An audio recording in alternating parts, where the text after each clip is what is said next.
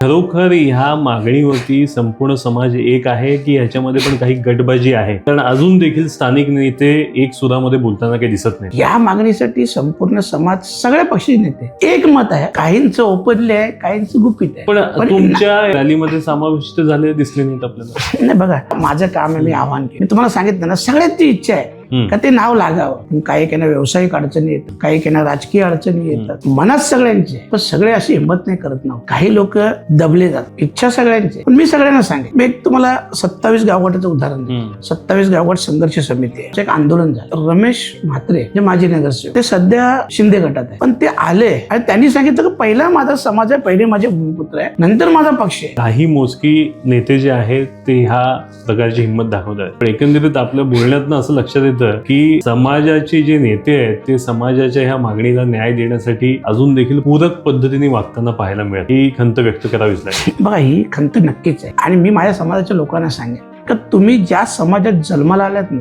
आगरी समाज, आगरी, कोळी, कुणबी किंवा जो पण समाज असेल, स्थानिक भूमी, हा समाज, या समाजाची पहिल्यापासून ओळख आहे एक लढवय्या समाज. आणि त्याच्यामुळे तुम्ही जेही नेते या समाजाचे नेतृत्व करता, तर तुम्ही त्या लढवय्या समाजाचे नेतृत्व करता. तुमच्यात तो लढवय्यापणा पाहिजे. ते दबावाखाली दिसतात. काही गोष्टी चांगल्या व्हायच्या असतात ना, अशी लोक दूर असतात. उद्या चांगलं होऊ दे, ते पुढे येतील. आम्ही बोललो, आम्ही केलं, कोणीही घेऊ देस, ते फक्त आमचं काम झालं.